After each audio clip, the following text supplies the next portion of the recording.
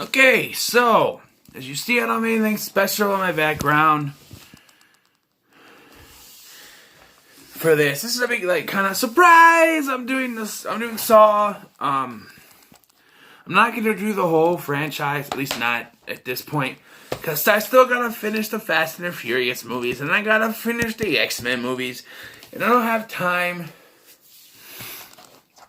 to go into a whole another franchise. But I wanted to watch something horror related today, and Saw popped in my mind. So the first Saw, I'm like, well, if I watch this, I'm gonna have to review it.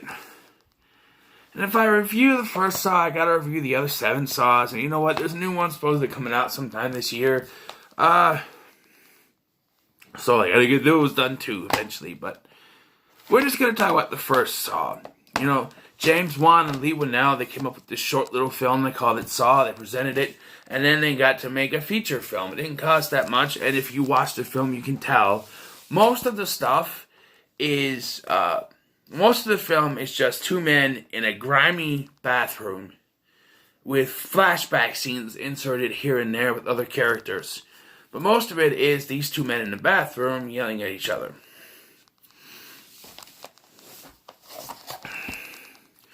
It stars Cary Elwes and the aforementioned Leigh Whannell as Lawrence Gordon and Adam Stanheight, I think is what his name's eventually revealed to be in side material.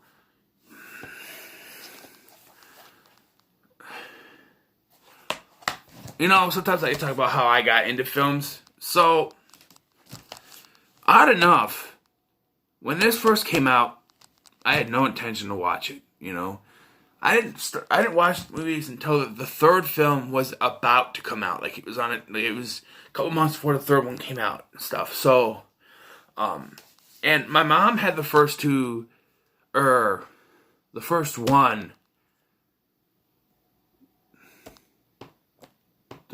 She had the first 2 downstairs on the shelf. And we can go to, us kids were allowed to go down and grab them at the shelf, put it in our DVD player and watch it. We had to bring it back down. That was the rule. My sister never listened to that rule because she had tons of discs. My DVDs, the downstairs DVDs, just thrown all over her bedroom. In fact, to this day, I still don't know what happened to disc 2 of Dragon Ball GT. Season 1. But I digress. And that was when she had already moved out that I loaned it to her and she couldn't find the disc. So, like I said, I had no intention to watch this, but unfortunately the twist in this film was ruined to me. Because that's how I got into wanting to watch it. I was at work and I was listening to a couple of co-workers talk about the twist. Oh, this happened, this happened. I'm like, that sounds like a good twist. I could watch this for myself. So I went home after work and I grabbed my mom's copy from downstairs and I went upstairs, but I watched it. And yeah, I think I've been to the theater to see, I think it was just 4 and 6 were the ones I saw in theater. I didn't see 5. I don't think, maybe it was 4, 5, and 6 I went to see in the theater. Or maybe it was 5 and 6. Whatever one starts with Seth Baxter getting it chopped up, that's the first one I went to see in the theater. And I think it was 5 and 6 are the ones that I saw. So, excuse me, because 3 and 4 I waited to the DVD. And 7. And then Jigsaw,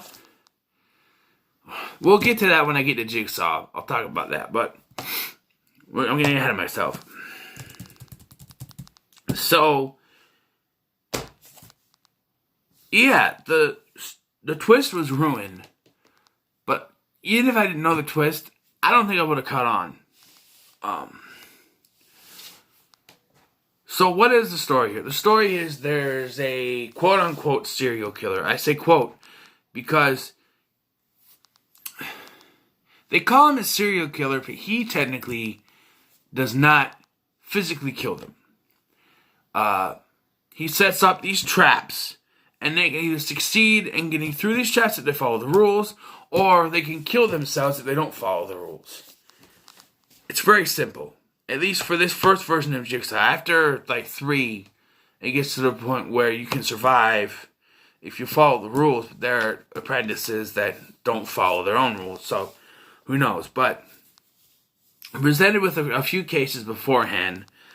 There's a guy who was in this razor wire cage type thing and had to get out. The doors locked at 3 o'clock. Had to be out before 3 o'clock so he could get out.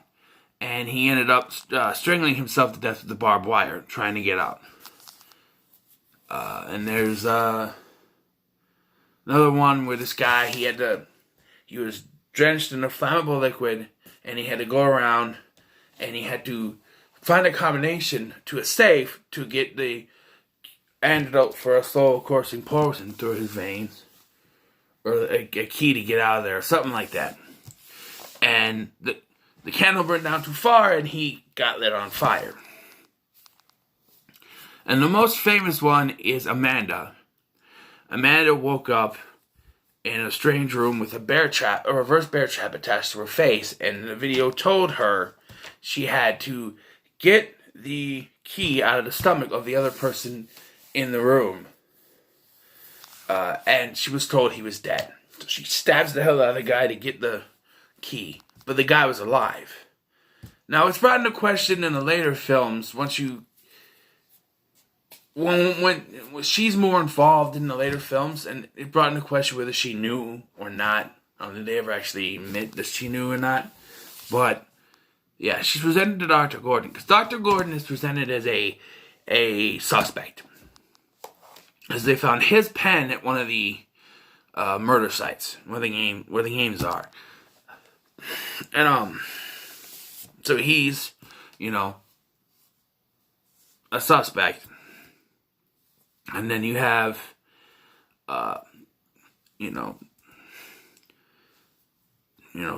Adam is this guy who takes pictures of people for money, follow people around, take pictures for money. Dr. Gordon is, it's said that he's been secretly cheating on his wife, but he says, and I did not cheat on her! I don't think he did. I think that this was the first time it was supposed to happen, when he gets abducted afterwards. He goes into the hotel room, his secretary starts to undress, he stops her, and then he leaves. There's a strange phone call, he leaves, and he's abducted. Adam goes home to develop the pictures, falls asleep, wakes up, and he's attacked and brought in. And we see they're now in the bathroom, they're trying to, there's clues presented to him, trying to figure out. And we also get the view of the person who is in Dr. Gordon's house, or apartment, whatever, with his wife and daughter, and he has them hostage, and Detective Tapp, played by Danny Glover, is across the way watching. We find out he's the one that paid Adam to follow Dr. Gordon. Okay, fine. There are several red herrings, Dr. Gordon, but that Kimmy M, he's the protagonist. Tapp, it could be, but Danny Glover is a murderer? No. And then we get Zepp. Zepp is the candy striper or attendant. What do you call those things? Not a nurse. Orderly. He's an orderly at Dr. Gordon's hospital who has a connection with one of the patients, John Kramer. Now, if you've already seen the films and you're watching this, you're yelling out, I can't say it if you don't know it, because I'm, spoilers of course, but you're already yelling out who John Kramer is in connection with this franchise. But wait till we get to the end and I'll tell you all who it is, what his connection is. So, okay. So when Adam is our point of view character, at least from the beginning, he wakes up, he hears a strange voice, and it's Dr. Gordon. Turns on the light, Dr. Gordon's there. In the middle of them is this man, a dead body, and that lays there the entire time. Throughout this entire film and the flashbacks and everything. And so, Dr. Gordon has until a certain time to kill Adam. They try to pull a hoax with a cigarette that he dips in blood, and he switches out with the regular one. He throws it to him. Adam pretends very badly, I'm at it. I can pretend to be dead right now. Ready?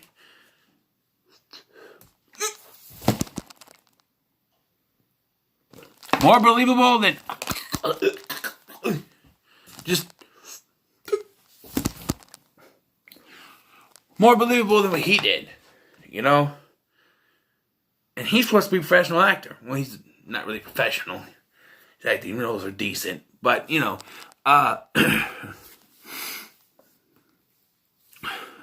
so that doesn't work. And an electric shock shocks Adam, and he wakes up. And Dr. Gordon doesn't believe him. He thinks he ruined it on purpose because he can't trust Adam. His wife calls, it's Zepp on the other line, calls in, and he puts the phone to the daughter, and the guy from my room, because there's a flashback where she says there's a man in her room, and he doesn't believe her, but it was Zepp. He snuck into the apartment, he was in her room, and man, my room is here, and then he gives the phone to Allie, his wife, Dr. Gordon's wife, and she says not to trust Adam's lies. He knows all about you, and that's when he has to confess that he was following Dr. Gordon around this entire time, which we already know, but he doesn't, because you could figure it out. He's got pictures of Dr. Gordon that he's developing. You can figure out he's the one that's following him. And he reveals that Tap's the one that paid him. So automatically thinks, okay, Tap's the killer. Because there's a flashback where Tap and his partner, Detective Singh, track down Jigsaw to the warehouse. Which complicates the second film. Which I'll get to for the second film when I do it. But,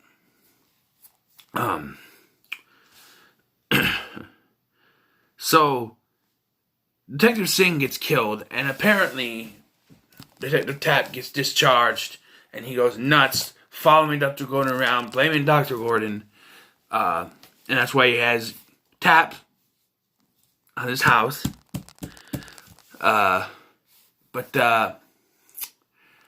Yeah, and so we get to the climax.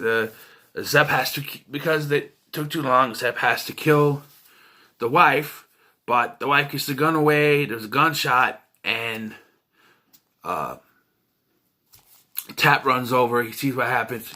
He follows Zepp back to the place where the bathroom is.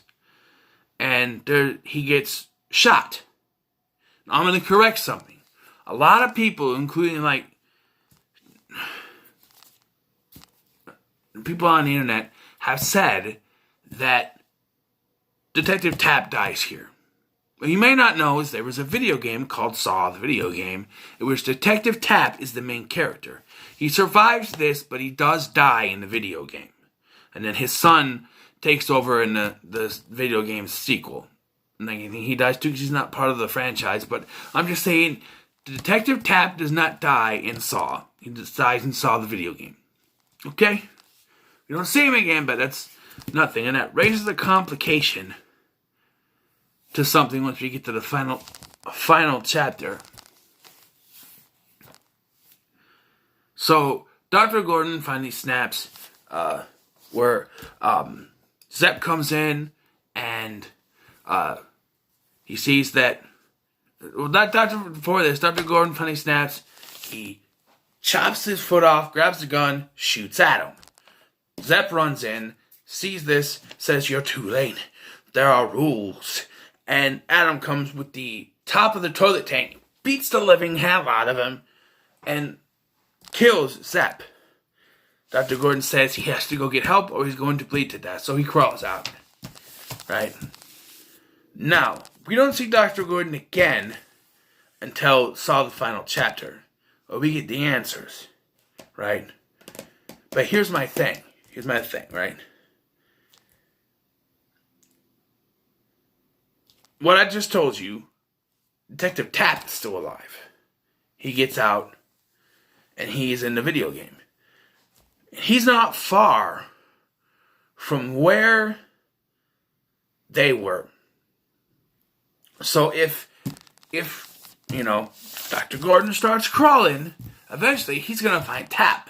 And Tap, even though he's been shot, he's wounded, they can both work to get out together. But it doesn't happen that way. We find out what happens.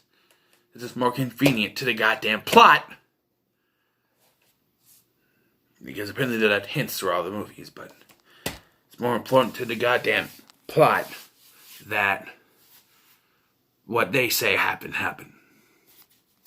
It makes more sense that he would crawl and find Detective Tapp, and they would both get out of there together. But it don't happen. Instead, we get the twist. Zepp is not the killer. He's not the one behind all this. Like you said, there are rules. Adam, who's still chained to the wall, by the way, starts searching Zepp for a key, and he finds a tape recorder, just like the one that he and Dr. Gordon were given earlier. On it is a tape of the same voice telling Zepp to do all the things that he's done in this film. And then it's revealed that the man laying in the middle of the room has been the killer the entire time. That's a good twist. Like I said, it was ruined for me by a couple co-workers, but I had to see it for myself. It's a good twist, and he says that the key to Adam's chain was in that bathtub. The bathtub that Adam woke up in, knocked the water out, knocked the plug out, and the key got went down the drain. So he's screwed. He's stuck there. Yeah, so that's Saw. He says game over, the door shuts. He's like, nah, and then da-na-na, da-na-na, da-na-na. You know, the theme song. Yeah. It's a great movie. I think I want to say the first two movies are good. I think 3 is okay. It gets a little gruesome there. I think 3 is where the torture porn aspect comes in. Because 1 is like a gory thriller. 2 is about the same, with a little more gore. And then 3 gets into that horror porn aspect where people are just getting ripped to pieces and stuff like that. And then 4, 5, and 6, 7, and Jigsaw, you know. They're coming out with a new one. Apparently Chris Rock's involved. Who knows? But, yeah. That's my review for Saw. Just, I'm going to give it a 9 out of 10. Because I really love this one. I like the second one too. But, yeah. Saw gets a 9 out of 10 from me. So what are your thoughts on Saw from 2004? Let me know in the comments below. Like, share, and subscribe. Live or die. It's your choice.